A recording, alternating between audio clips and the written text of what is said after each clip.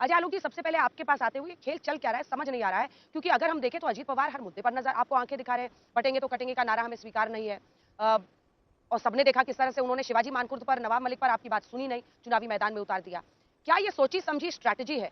5 मुस्लिम उम्मीदवार, अपने 10% उम्मीदवार उन्होंने मुस्लिम उतारे हैं। वो कहते हैं कि हम बटेंगे कटेंगे नहीं करेंगे, आप लोग कहते हैं बटेंगे कटेंगे वाला नारा चलेगा, देवेंद्र फडणवीस उसे सही ठहराते हैं। आखिर चक्कर क्या है? या फिर वो अघाड़ी की तरफ जाने की सोच रहे हैं? अंजना जी, आज दिन में आपका इंटरव्यू देख रहा था, आपने देवेंद्र फडणवीस जी से यही सवाल पूछा था। उन्होंने साफ कहा ना कि सूडो सेक्युलरिज्म की विचारधारा से निकल के आए, उनको हम लोग समझा लेंगे कि कैसे ये नारा सही है कि बटेंगे तो कटेंगे। देखिए, दूसरी बात यह है कि कोई ऐसी चक्कर नहीं है। एक कहावत है कि देवता जो थे वो सिद्धि में आगे थे, तो गणेश जी हमेशा बुद्धि में सबसे आगे थे। क्या कहना क्या चाह रहे हैं भाई आप? शिवाजी महाराज की धरती जहां बैठी हुई है, वो लक्ष्य भेदने में, साधने में बहुत माहिर थे। हमारे प्रधानमंत्री मोदी जी जो उन्हीं के वंशज हैं, ये क्या बोला तूने?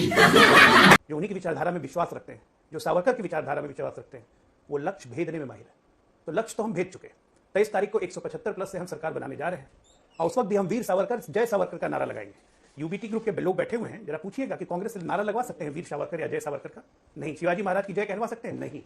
तो ये महामुस्लिम अघाड़ी जो बनाया है ना, तो ये महामुस्लिम अघाड़ी का अंत बिल्कुल 23 तारीख को काउंटिंग वाले दिन ही हो जाएगा। और निश्चिंत रहिए, महायुति पूर्ण बहुमत 175 प्लस के साथ सरकार बनाने जा रही है।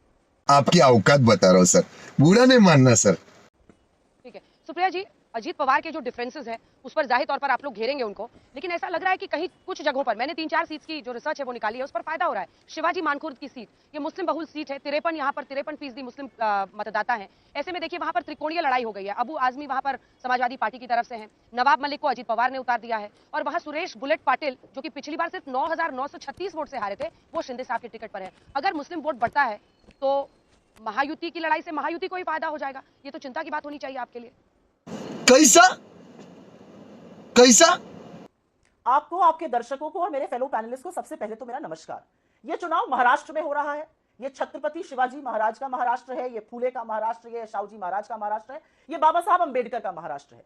सर्वप्रथम तो मैं ये कह दूं, और जिस तरह से संविधान की धज्जियां उड़ा उड़ाकर चोरी की सरकार खरीद फरोख्त से नीलामी करके बनाई गई थी, उसका खात्मा महाराष्ट्र की जनता करने जा रही है। उसको बिल्कुल इस तरह की राजनीति पसंद नहीं है। लेकिन आपने मुझसे डायरेक्ट सवाल वो पूछा जिस पर महायुति में बवाल मचा हुआ है। मैं आपकी अगर अनुमति हो तो 10 सेकंड में 3 लाइनें पढ़ देना चाहती हूं, क्योंकि मुझे लगता है कि आपके दर्शकों को भी थोड़ा रोचक शो देखना चाहिए। अच्छा, फिर साथ जो महायुति में हो रहा है इस समय, और ये अजीत पवार वर्सेस फडणवीस जी अकेले नहीं है, इसमें अशोक चव्हाण भी आ गए, इसमें पंकजा मुंडे, चलिए बाकी लोग तो दूसरे विचारधारा के थे, पंकजा मुंडे तो आपके घर की बेटी, जिंदगी भर आपके यहां रही, आरएसएस की विचारधारा से प्रेरित, वो क्यों कह रही है कि यह गलत नारा लगाया जा रहा है? मैं आपको 2-4 चीजें बता देती हूं यहां पे, मुझे लगता है आपके दर्शक भी इसको जानकर उनको रोचक रहेगा। 2-4 हेडलाइन जो आज होनी चाहिए थी। महायुति में मचा भूचाल, महायुति में घमासान, महायुति आपस में ही बटी कटी, महायुति का सिर फुटअव्वल भारी पड़ेगा चुनाव पर, महायुति में आपसी हार से मचा हड़कंप, टक्कर हो गई फडणवीस वर्सेस पवार वर्सेस मुंडे वर्सेस चव्हाण में। इस तरह की हेडलाइन होनी चाहिए थी, लेकिन चलिए कोई बात नहीं।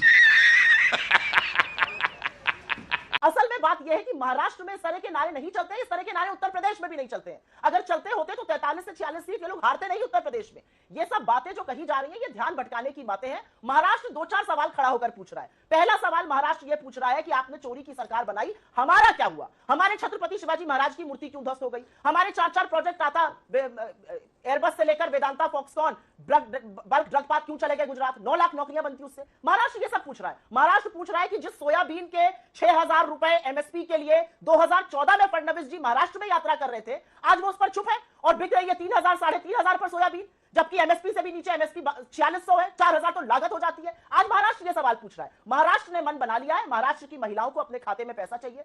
महाराष्ट्र 25 लाख की हेल्थ बीमा योजना चाहता है। महाराष्ट्र के किसान, हर दिन 7 किसान आत्महत्या कर रहे हैं। महाराष्ट्र के किसानों को इन सब चीजों से मतलब है, और आगे जब आप चर्चा को बढ़ाइएगा तो हम उनके लिए क्या कर रहे हैं, हम इस पर जरूर चर्चा करेंगे।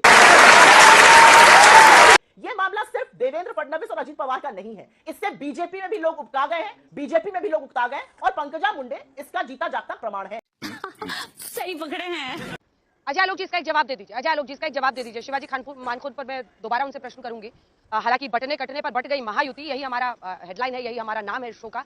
लेकिन हम चाहते हैं भ्रम जनता के मन में नहीं रहे, जैसे जो खबर है हमने सामने रख दी है दर्शकों के। अजय आलोक जी, जल्दी से आपका एक कमेंट इस पर। वो कह रहे हैं कि अब मामला सिर्फ अजित पवार वर्सेस फडणवीस नहीं है, अब मामला पंकजा मुंडे का है, अब मामला अशोक चव्हाण का है, क्योंकि आप ही के पार्टी के नेता हैं। भीड़ हारी जरूर थी पंकजा मुंडे, लेकिन एमएलसी आपने बनाया। अशोक चव्हाण तो सांसद है, अब बीजेपी में आ गए कांग्रेस छोड़ के। मगर क्यों? देखिए अंजना जी, अभी आपने जितने सवाल मुझसे किए सारे सवाल आपने देवेंद्र जी से किए, देवेंद्र जी ने सबका जवाब दिया। उन्होंने ये भी कहा कि पंकजा मुंडे ने तुरंत क्लैरिफिकेशन किया कि उनसे पूछा गया था सवाल ये, तो उन्होंने कहा कि हम इन सब मुद्दों के साथ लेकर लड़ रहे हैं। जहां तक रहे अशोक चौहान की बात, अशोक चौहान के बारे में भी कहा था कि वो नई विचारधारा से आए हैं, समझा लेंगे हम उनको। लेकिन मुझे ये नहीं समझ में आ रहा है कि इससे कांग्रेस क्या खुशी हो रही है। भाई अपने मुख्यमंत्री पद का तो पहले तय कीजिए। शिवसेना आज भी बोल रही है कि वो मुख्यमंत्री बनेगा तब तो उद्धव ठाकरे ही, उनका क्या करेंगे, सिर्फ फुटबॉल कैसे करेंगे, वो उनका समस्या है। अभी आप पूरी डिबेट में आपसे सवाल कुछ पूछा था सुप्रिया जी से, सुप्रिया जी ने उसका जवाब आपको नहीं दिया शिवाजी मानखुर्द वाला बाकी पे, क्योंकि वो महामुस्लिम अघाड़ी के बटने का सोच के भी ना इन लोगों को हार्ट अटैक आने लगता है। सबका नाम गिनाया, वीर शिवाजी महाराज, बाबा साहब अम्बेडकर, ज्योतिबा फुले, सावरकर को फिर भूल गई। सावरकर के नाम लेने से एलर्जी क्यों है? वीर सावरकर इस देश के सबसे बड़े स्तंभकार थे, बिल्कुल स्वतंत्रता सेनानी थे और इस देश का अभिमान थे। संसद में उसका तैलचित्र लगा हुआ है। सावरकर का नाम लेने से कांग्रेस को क्यों एलर्जी होती है? जस्ट बिकॉज़ राहुल गांधी ने कह दिया कि मेरा नाम सावरकर नहीं है, मेरा नाम गांधी है। गांधी भी नहीं उनका नाम तो गांधी होना चाहिए। क्या बोला तूने? नहीं पहले क्या बोला? चलो। मुझे सावरकर के एलर्जी पे महाराष्ट्र को, स्वाभिमान को, मराठा जवाब दीजिए सुप्रिया जी। चोट पहुंचती उसके बाद मैं है। चुनाव संजय जीते गुप्ता हारिए जी वो से अलग बात है, लेकिन अस्मिता पे चोट मत पहुंचाइए।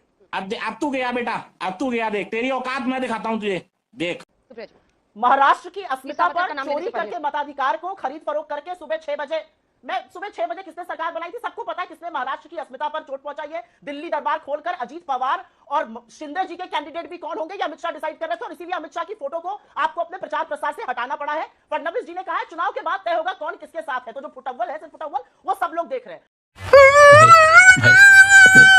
मैं तो इस बात को और आगे ले जाना चाहती हूं। मैं तो कहती हूं कि हम सावरकर जी की विचारधारा में यकीन नहीं रखते हैं। आप गोडसे की विचारधारा में यकीन रखते हैं? बोलिए गोडसे मुर्दाबाद। जिसने महात्मा गांधी की हत्या करी उसके मुर्दाबाद बोलने में आपको क्या आपत्ति? गोडसे मुर्दाबाद, क्यों बगले झाड़ने लगते हैं? गोडसे मुर्दाबाद, और कहना चाहती गोडसे हूं, मुर्दाबाद। जो इस डिबेट इतनी खुशी मुझे आज तक में होनी चाहिए। मुझे बहुत सेकंड अच्छा, नहीं लगता आरएसएस वाले आपको पलट देंगे। बहुत अच्छा, आप ये बोल नहीं पाते। अगर वस्तुतः आरएसएस वाले होते तो बोल नहीं पाते। आप भी तो इंपोर्टेड आए हैं ना, जदयू में थे पहले, फिर आए, फिर गए, जो भी हुआ।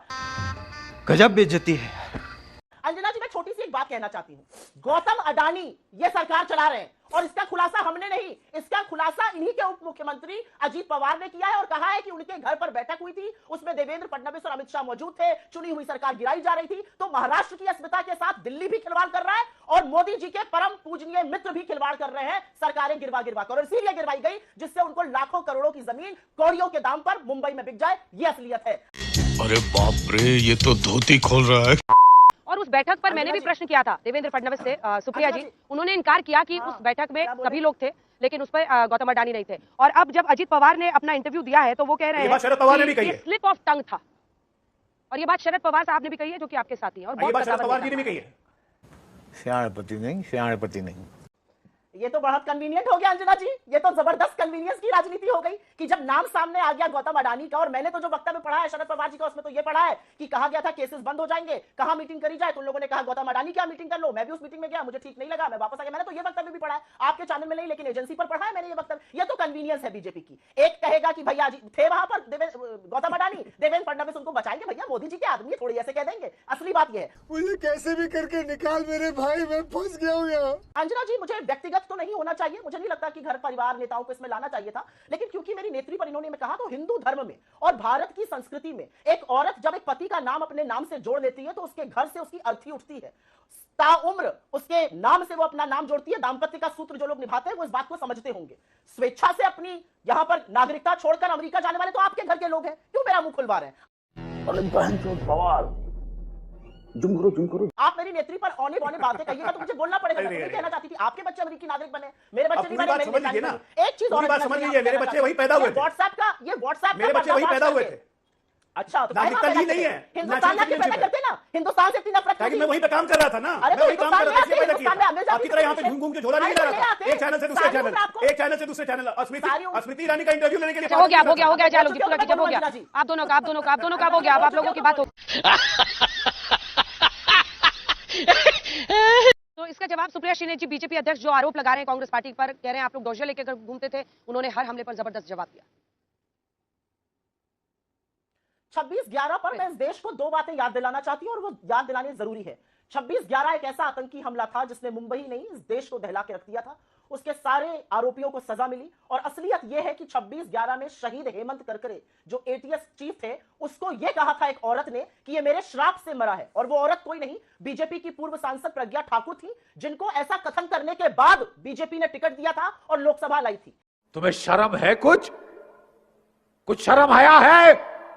26/11 में जब सुरक्षाकर्मी लगे हुए थे, जिनकी शहादत हुई थी, उस टाइम पर राजनीति करने के लिए ताज होटल के सामने तब गुजरात के तत्कालीन मुख्यमंत्री नरेंद्र मोदी ने आके प्रेस वार्ता करी थी और उनकी बहुत भर्त्सना की गई थी, तमाम लोगों ने करी थी। उनके पार्टी के भी कुछ लोगों के उस शाम के वक्तव्य है कि ऐसे में राजनीति नहीं करनी चाहिए थी। 26/11 की यह असलियत है। पाकिस्तान का नाम अगर नहीं लेगी तो भारतीय जनता पार्टी चुनाव कैसे लड़ेगी, आप मुझे बताइए। पाकिस्तान बिरयानी खाने लाहौर भागे भागे जाते हैं मोदी जी बिना किसी को बताए। पाकिस्तान को पठानकोट आईएसआई को पहली बार हिस्ट्री में पहली बार हमारी सरजमी पर कौन बुलाता है आईएसआई से? मोदी जी।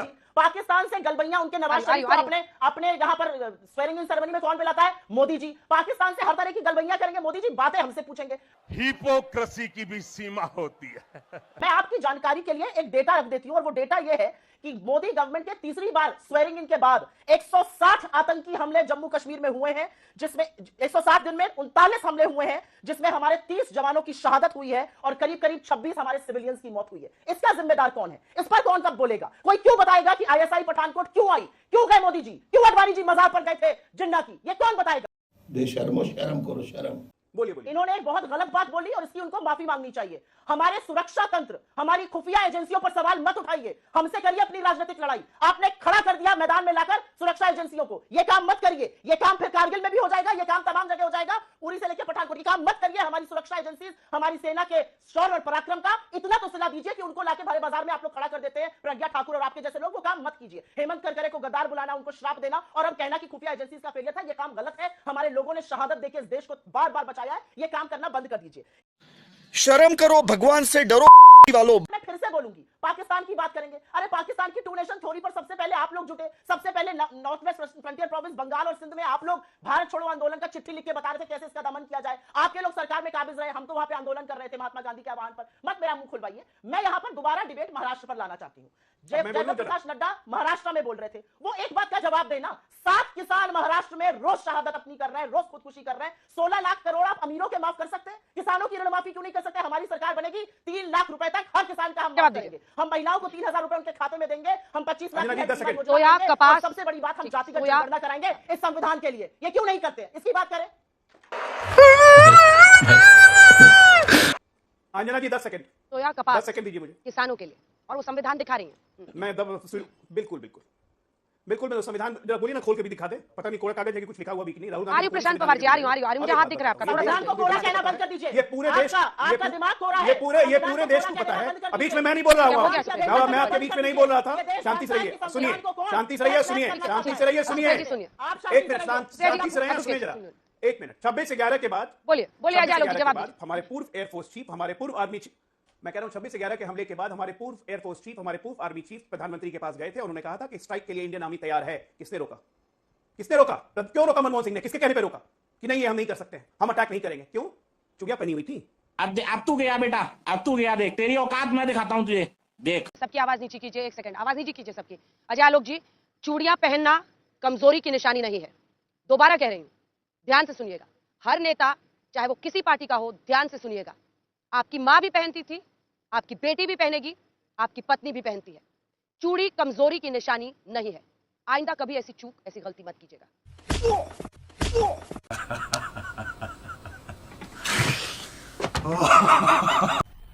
मजा आया, और मैं ये जो मजा है हिंदुस्तान के हर व्यक्ति को देना चाहता हूं।